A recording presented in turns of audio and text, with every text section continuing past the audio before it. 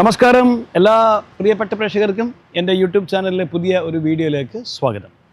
ഇതിനു മുമ്പുള്ള വീഡിയോസൊക്കെ നിങ്ങൾ കണ്ടു കാണുമ്പോൾ എല്ലാവർക്കും ഇഷ്ടമായി എന്നൊക്കെ വിശ്വസിക്കുകയാണ്. അപ്പോൾ എൻ്റെ വീഡിയോസ് ഇങ്ങനെ കാണുമ്പോൾ എൻ്റെ പഴയ സുഹൃത്തുക്കൾ, ഞാൻ കോളേജിലൊക്കെ പഠിച്ചിരുന്ന കാലത്ത് സാമൂരിൻസ് ഗുരുവായൂരപ്പൻ കോളേജിലാണ് ഞാൻ പഠിച്ചിരുന്നത്. അപ്പോൾ ആ കാലത്തുള്ള എൻ്റെ സുഹൃത്തുക്കളൊക്കെ ഇപ്പോഴും നാടിൻ്റെ പല ഭാഗത്ത്, ലോകത്തിൻ്റെ പല ഭാഗത്തുമാണ്. അപ്പോൾ അവരൊക്കെ പലപ്പോഴും കണ്ടിട്ട് എന്നെ വിളിക്കാറുണ്ട്, കമൻറ്റ് ചെയ്യാറുണ്ട്, പേഴ്സണൽ മെസ്സേജൊക്കെ ചെയ്യാറുണ്ട്. ആ വീഡിയോ വളരെ നന്നായി. ഇപ്പോൾ ഈ അടുത്ത കാലത്ത് ഞാൻ ഒരു മോളെ 17-ാം വയസ്സിൽ കരള് അച്ഛന് കൊടുത്തൊരു മോളെക്കുറിച്ച് ഒരു വീഡിയോ ഇട്ടിരുന്നു. അപ്പോൾ ആ വീഡിയോ ഭയങ്കര വൈറലായി. ഒരുപാട് പേരാണ് ആ കുട്ടിയെ പരിചയപ്പെടാൻ സാധിച്ചതിൽ ഒരുപാട് സന്തോഷമെന്ന് പറഞ്ഞ് എന്നെ വിളിച്ചത്. പക്ഷേ വലിയൊരു സന്തോഷമെന്ന് പറയുന്നത് ഈ വീഡിയോ നമ്മുടെ കോഴിക്കോടുള്ള അധ്യാത്മ സ്വാമി കാണുകയും അദ്ദേഹം തൃശ്ശൂരിലൊരു ട്രസ്റ്റിലേക്ക് ഈ കാര്യം പറയുകയും ചെയ്തിട്ട് ഈ ട്രസ്റ്റ് ഈ കുട്ടിയെ കാണാൻ പോവുകയും ഈ കുട്ടിക്ക് വേണ്ട സാമ്പത്തിക സഹായങ്ങൾ, ഈ കുട്ടിക്ക് ഡോക്ടർ ആവണമെന്നാണ് കുട്ടി ആഗ്രഹം പറഞ്ഞിരുന്നത് എന്നോട്, എനിക്ക് ഭാവിയിൽ ഡോക്ടർ ആവണമെന്ന്. അപ്പോൾ അവളുടെ MBBSനുള്ള ചിലവ് മുഴുവൻ ട്രസ്റ്റ് വഹിച്ചിരിക്കുകയാണ്. അപ്പോൾ അത് വലിയ സന്തോഷം. അപ്പോൾ ആ സ്വാമിജി കൈമാറിയതുകൊണ്ട് സ്വാമിജി എന്നെ വിളിച്ചിട്ട് സന്തോഷം പറഞ്ഞു. വിനോദാണ് എനിക്ക് ആ കുട്ടിയെ പരിചയപ്പെടുത്തിയത്. അപ്പം നമ്മൾ ഞാൻ പറഞ്ഞില്ല, ഞാൻ കൊടുങ്ങല്ലൂർ ഒരു ഇങ്ങനെ കരൾ മാറ്റി വെച്ച ആളുകളുടെ ഒരു കൂട്ടായ്മയിൽ ഗസ്റ്റായിട്ട് ചെന്നപ്പോഴാണ് ഞാൻ ഈ കുട്ടിയെ പരിചയപ്പെടുന്നത്. അന്ന് ഞാൻ കുട്ടിക്ക് കൊടുത്തൊരു വാക്കാണ്, ഞാനൊരിക്കൽ തൃശ്ശൂർ നിൻ്റെ വീട്ടിൽ വരും, എനിക്ക് എൻ്റെ യൂട്യൂബ് ചാനലിലൂടെ നിന്നെ ലോകം മുഴുവൻ അറിയിക്കണം. അങ്ങനെ ഞാനൊരു ദിവസം എറണാകുളത്ത് ഡ്രൈവ് ചെയ്ത് ഈ കുട്ടിയുടെ വീട്ടിൽ ചെന്നു, ആ കുട്ടിയുടെ വീഡിയോ എടുത്ത് വിട്ടു. അതാണ് ഇപ്പോൾ ഇങ്ങനെ ഒരു വഴിത്തിരിവുണ്ടാക്കിയത്. ആ കുട്ടിയുടെ വീട്ടുകാരും ഭയങ്കര ഹാപ്പിയായി എന്നെ വിളിച്ചു. അപ്പം ആ വീഡിയോ കണ്ട് പലരും എന്നോടിങ്ങനെ സന്തോഷമൊക്കെ പറഞ്ഞു. അപ്പോഴാണ് എൻ്റെ ചില കൂട്ടുകാരൊക്കെ പറഞ്ഞത്, വിനോദ് പണ്ട് കോളേജിലൊക്കെ പഠിക്കുമ്പോൾ ചെയ്ത ചില തമാശകളുണ്ടല്ലോ, വൺ മാൻ ഷോകൾ, അതൊക്കെ ഒന്ന് യൂട്യൂബ് ചാനലിലൂടെ, അതൊക്കെ പഴയ കാലത്ത്, ഇപ്പോൾ പുതിയ തലമുറയ്ക്കൊന്നും അത് അറിയില്ലല്ലോ, അപ്പോൾ അതൊക്കെ ഒന്ന് ചെയ്തുകൂടെ എന്ന് ചോദിച്ചു. അപ്പോൾ ഇന്ന് ഞാൻ പെട്ടെന്ന് എനിക്ക് ഓർമ്മ വന്നത്, അന്ന് ഞാൻ മത്സരിക്കണം, മോണോ ആക്ട് ആയിരുന്നു എൻ്റെ ഇനം. ഏറ്റവും കൂടുതൽ എനിക്ക് സമ്മാനം നേടിത്തന്നത് ഏകാഭിനയം എന്ന ഇനമാണ്. അപ്പോൾ ഈ ഏകാഭിനയത്തിൽ ഞാൻ ചെയ്യുന്നത് പലപ്പോഴും വളരെ തമാശയുള്ള കാര്യങ്ങളായിരിക്കും. ബാക്കി എല്ലാവരും സീരിയസ് വിഷയങ്ങളായിട്ട് വരുമ്പം ഞാൻ വളരെ തമാശയുള്ള കാര്യങ്ങൾ ചെയ്ത് പിന്നെ പിറ്റേന്ന് പത്രത്തിലൊക്കെ എനിക്ക് സമ്മാനം കിട്ടിയതും എൻ്റെ ഫോട്ടോസൊക്കെ വെച്ചിട്ട് ഭയങ്കര വാർത്തകളൊക്കെ വരുമായിരുന്നു. ഇപ്പോഴും ഞാൻ ഓർക്കുന്നുണ്ട്. അപ്പോൾ അങ്ങനെ ആ കാലത്ത് ചെയ്ത ഒരു 2-3 ഇനം ഞാൻ നിങ്ങൾക്ക് വേണ്ടി എൻ്റെ യൂട്യൂബ് ചാനലിലൂടെ ഒന്ന് പരിചയപ്പെടുത്തുകയാണ്. മറ്റൊന്നുമില്ല, ആദ്യം നമുക്കൊക്കെ ചെവിട് കടിക്കാറുണ്ട്. ഈ ചെവിട് കടിക്കുമ്പം ഇപ്പം നമുക്ക് ബഡ്സൊക്കെ ഉണ്ട് ചെവിട്ടിലിട്ട് തിരിക്കാൻ. പക്ഷെ പണ്ടത്തെ കാലത്തെ ആളുകൾ കോഴിത്തൂവൽ അല്ലെങ്കിൽ ചകിരിനാര കെട്ടിട്ട് ഇങ്ങനെ ചെവിട്ടിൽ തിരിക്കും. ഈ തിരിക്കുമ്പം ഒരു പ്രത്യേക സുഖമുണ്ട്. ഇത് ബഡ്സ് കൊണ്ട് തിരിച്ചാൽ കിട്ടില്ല. ആ പഴയ കാലത്ത് എനിക്കൊക്കെ എൻ്റെ കുട്ടിക്കാലത്ത് ഓർമ്മയുണ്ട്. എൻ്റെ അമ്മമ്മയും അമ്മച്ചനൊക്കെ ഇത് ചെയ്യുമ്പം അവരൊക്കെ ഇങ്ങനെ എന്തൊക്കെയോ സംസാരിച്ചുകൊണ്ടിടയിൽ കോഴിത്തൂവലെടുത്ത് അതിൻ്റെ കോഴിത്തൂവലിൻ്റെ അടിയിൽ ഇങ്ങനെ എടുത്തിട്ട് അങ്ങോട്ട് ഇടുമ്പോഴേക്ക് അവരുടെ മുഖത്തുള്ള ഭാവങ്ങളൊക്കെ മാറും. അപ്പം ഞാൻ പിന്നെ ഭാവന കലർത്തിയിട്ട് ഒരു നമ്പൂതിരി, കുറച്ച് പ്രായമുള്ളൊരു നമ്പൂതിരി, അയാൾ മുറുക്കി വായിലും മുറുക്കാനൊക്കെ ഉണ്ട്. അപ്പോൾ ഇദ്ദേഹത്തിന് ചെവിട് കടിച്ചപ്പോൾ ഇദ്ദേഹം ഇങ്ങനെ ഒരു കോഴിത്തൂവലെടുത്ത് പ്രക്രിയ ചെയ്യുകയാണ്. തൊട്ടടുത്ത് കാര്യസ്ഥൻ നിൽക്കുന്നുണ്ട്. കാര്യസ്ഥനോട് എന്തോ സംസാരിച്ചുകൊണ്ടിരിക്കുന്നതിനിടയിലാണ് ഇയാൾ ഇത് ചെയ്യുന്നത്. അപ്പോൾ ഇദ്ദേഹത്തിൻ്റെ മുഖത്തുണ്ടാവുന്ന ഭാവ വ്യത്യാസങ്ങൾ ഒന്ന് കണ്ടോളൂ കേട്ടോ.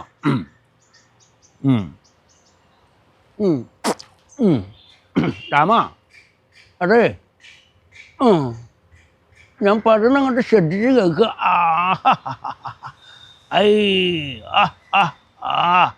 അതെ, നാളെ ഇപ്പോൾ അവിടെ നിൽക്കുക. നാളെ ഇപ്പോൾ ആ തേങ്ങലിക്കാരൻ വാസുവിന് തേങ്ങലിക്കാരൻ വാസുവിന് കിട്ടുമോ എന്ന് നോക്കണം കേട്ടോ.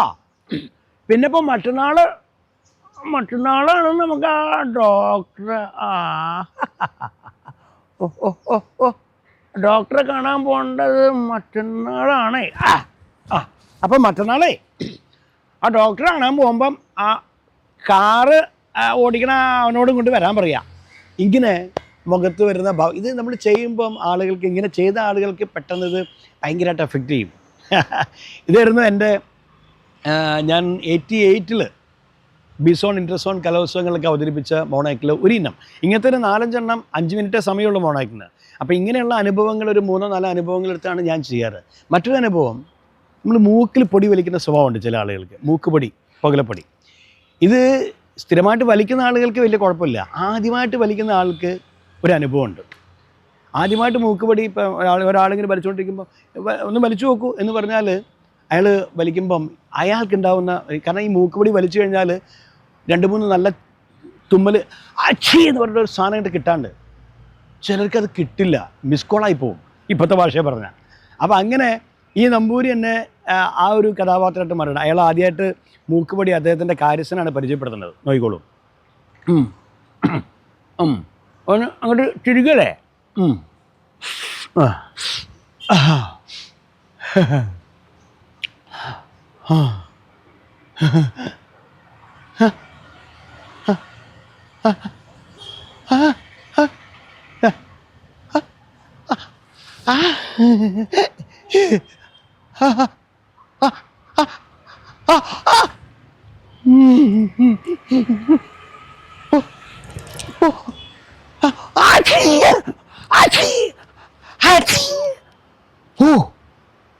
ഇങ്ങനെ 2-3 മിസ് കോളിന് ശേഷം ഇതങ്ങോട്ട് കിട്ടുമ്പോഴുള്ള ഒരു സന്തോഷം വേറെയാണ്. ഇതായിരുന്നു ഒരു ഇനം. ഇങ്ങനെയുള്ള കൊച്ചു കൊച്ചു സംഭവങ്ങളായിരുന്നു. ഇത് രണ്ടുമാണ് ഏറ്റവും കൂടുതൽ ആൾ. പിന്നെ ഞാൻ ചെയ്തിരുന്നത് ഈ ചില കുട്ടിക്കാലത്തൊക്കെ നമ്മളിട്ടൊരു ചെരുപ്പുണ്ടല്ലോ, കുട്ടികൾക്ക് ഒരു ഷൂ, കരയുന്നൊരു ഷൂ ഉണ്ട്. ആ ഷൂ ഇട്ടിട്ട് നമ്മൾ നടക്കുമ്പോൾ ഇങ്ങനെ ശബ്ദം, അത് കുട്ടികൾക്ക് ഭയങ്കര സന്തോഷമാണ് ആ ശബ്ദം കേൾക്കുമ്പോൾ. അപ്പോൾ അങ്ങനെ ഒരു ശബ്ദമുള്ള ഒരു ഷൂ ഇട്ടിട്ടൊരു കുട്ടി പിന്നെ ചാട്ടമായി ശബ്ദം കൂടുതൽ കേൾക്കാൻ വേണ്ടി അവസാനം ആ ശബ്ദം നിന്ന് പോകുമ്പോൾ കുട്ടിക്കുണ്ടാകുന്ന ഒരു സങ്കടമുണ്ട്. അത് ഭയങ്കര എഫക്റ്റായിരുന്നു. അതിനും എനിക്ക് ഭയങ്കര കൈയ്യടി കിട്ടിയൊരു ഇനമാണത്. അതിൻ്റെ പേരിലൊരു പ്രശ്നങ്ങളൊക്കെ ഉണ്ടായിട്ടുണ്ട്. കാരണം ഞാൻ 89 ബിസോൺ കലോത്സവത്തിൽ ചെയ്ത് കഴിഞ്ഞപ്പം എനിക്ക് 1ാം സമ്മാനം ഡിക്ലെയർ ചെയ്തു. അപ്പോഴേക്ക് മറ്റൊരു കോളേജിലെ ആളുകൾ പോയിട്ട് അത് പിന്നെ കേസ് കൊടുത്തു. കാരണം വിനോദിനെ ഡിസ്ക്വാളിഫൈ ചെയ്യണം, കാരണം മോണാക്ട് ഉപയോഗിക്കുമ്പോൾ കയ്യിൽ PP ഒന്നും ഉപയോഗിക്കാൻ പാടില്ല, വിനോദ് അങ്ങനെ ഒരു സാധനം ഉപയോഗിച്ചു എന്ന് പറഞ്ഞിട്ട് എന്നെ ഡിസ്ക്വാളിഫൈ ചെയ്തു. അപ്പോൾ എന്നെ വിളിപ്പിച്ചു ജഡ്ജസ്. അപ്പോൾ അന്നത്തെ പ്രഗത്ഭരായ ജഡ്ജസിൻ്റെ മുന്നിൽ ഞാൻ ചെന്നപ്പോൾ അവർ ചോദിച്ചു, വിനോദിന് അറിയില്ലേ, വിനോദിന് മുമ്പും മോണാക്ടൊക്കെ വിന്നറായ ആളല്ലേ, കാര്യങ്ങളൊന്നും മെറ്റീരിയലൊന്നും ഉപയോഗിക്കാൻ പാടില്ല എന്ന് വിനോദിന് അറിയില്ലെന്ന് ചോദിച്ചപ്പം ഞാൻ പറഞ്ഞു, സാർ ഞാൻ മെറ്റീരിയലൊന്നും ഉപയോഗിച്ചിട്ടില്ല, പിന്നെ വിനോദം എങ്ങനെയാണ് ആ കുട്ടിയുടെ ശബ്ദം ഉണ്ടാക്കി, ആ ചെരുപ്പിൻ്റെ ശബ്ദം ഉണ്ടാക്കിയെന്ന് ചോദിച്ചു. അപ്പം ഞാൻ പറഞ്ഞു ഇതാ ഇങ്ങനെയാണെന്ന് പറഞ്ഞു. എനിക്ക് ആ ശബ്ദം ശരിക്കും വരുന്നില്ല കേട്ടാ. അപ്പം ഞാൻ ഈ കുട്ടിയായിട്ട് ഞാൻ നിൽക്കുന്ന സമയത്ത് കുട്ടിക്ക് ചെരുപ്പിട്ടെടുത്ത് കുട്ടി അച്ഛനോടും അമ്മയോടും നക്കൂല അമ്മേ, അച്ഛാ നക്കട്ടെ, അച്ഛണ്ടാവും എന്ന് പറഞ്ഞിട്ട് ഞാൻ കൈ ഇങ്ങനെ വെച്ചിട്ടാണ് ഞാൻ ഇങ്ങനെ ആദ്യത്തെ ശബ്ദം ഉണ്ടാക്കണേ കണ്ടാ. അപ്പോൾ ആൾക്കാരുടെ വിചാരം ഞാൻ ഈ കൈക്കുള്ളിൽ എന്തോ ഒരു സാധനം വെച്ച് അമർത്തുകയാണ്, അപ്പോഴാണ് ശബ്ദം ഉണ്ടാവുന്നത്. ഞാൻ ഈ ചിരിച്ചിട്ടിങ്ങനെ എന്ന് ചെയ്യുമ്പോൾ ഈ ശബ്ദം കേൾക്കുന്നില്ലല്ലോ. ഇത് ഇത്ര ഞാൻ കാണിച്ചു കൊടുത്തപ്പോഴേക്ക് ജഡ്ജസ് 3 പേരും വന്ന് എന്നെ അങ്ങോട്ട് കെട്ടിപ്പിടിച്ചു.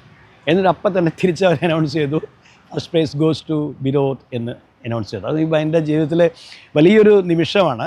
പിന്നീട് അത് എത്ര സ്ഥലങ്ങളിൽ ഞാൻ അവതരിപ്പിച്ചു എന്ന് എനിക്കറിയാം. ഞാൻ എവിടെ ചെയ്താലും ഭയങ്കര കൈഡിയാണ്. പിന്നീട് ഞാൻ മിമിക്രി ട്രൂപ്പിലേക്ക് ചെന്നപ്പം എൻ്റെ ഉപ്പയും ഉമ്മയൊക്കെ ആയിട്ട് ഒരു മുസ്ലിം കുടുംബത്തിൽ നടക്കുന്ന ഒരു സംഭവമാക്കി മാറ്റി. ഉപ്പയും ഉമ്മയും ഉപ്പ ഇതും കൊണ്ട് വരുന്നു, ഉമ്മ വന്ന് കാണുന്നു, 2 പേരും അടുത്തടുത്ത് നിൽക്കുമ്പോഴാണ് ഞാനിത് ചെയ്യുന്നത്. അതും ഒരുപാട് വേദികളിൽ, അന്ന് നിർമ്മൽ പാലാഴിയും ദേവരാജും ആയിരുന്നു എൻ്റെ ഉപ്പയും ഉമ്മയായിട്ട് മാറുക. അങ്ങനെ ഒരുപാട് വേദികളിൽ ചെയ്ത ഇനമാണ്. അപ്പോൾ അങ്ങനെയുള്ള ചില കണ്ടെത്തലുകൾ, ഇങ്ങനെയുള്ള ചെറിയ ചെറിയ നമ്മൾ തീരെ പ്രതീക്ഷിക്കാത്ത തമാശകളൊക്കെ ചെയ്തിട്ടാണ് എനിക്ക് ഒരുപാട് സമ്മാനങ്ങളൊക്കെ കിട്ടിയത്. അതേസമയം എൻ്റെ കൂടെ അഭിനയിക്കുന്നവരൊക്കെ വളരെ അട്ടഹാസങ്ങളും ഒക്കെ ആയിട്ടുള്ള മോണാക്റ്റൊക്കെ ആയിട്ട് വരും. അതൊന്നും എവിടെയും ആർക്കും ദഹിക്കില്ല. ഇന്നും സ്കൂൾ യുവജനോത്സവമൊക്കെ നടക്കുമ്പോൾ ഞാൻ പോയി കാണാറുണ്ട്. എല്ലാ സ്കൂൾ യുവജനോത്സവവും ഞാൻ പോയി കാണാറുണ്ട്. കുട്ടികളൊക്കെ സീരിയസാണ്, കുട്ടികളെ പഠിപ്പിക്കുന്ന അധ്യാപകരും സീരിയസാണ്. ഒരു നിഷ്കളങ്കമായ ഒരു ഇനം പോലും കുട്ടികൾക്ക് തലയിൽ കൊള്ളാത്ത 14 വയസ്സുള്ളൊരു കുട്ടിയാണ് SLCക്ക് പഠിക്കുന്ന കുട്ടി. ഈ കുട്ടിയുടെ തലയിൽ കൊള്ളാത്ത വിഷയങ്ങളൊക്കെയാണ് എടുത്ത് പഠിപ്പിക്കുന്നത്. അത് വലിയ കേടാണ്.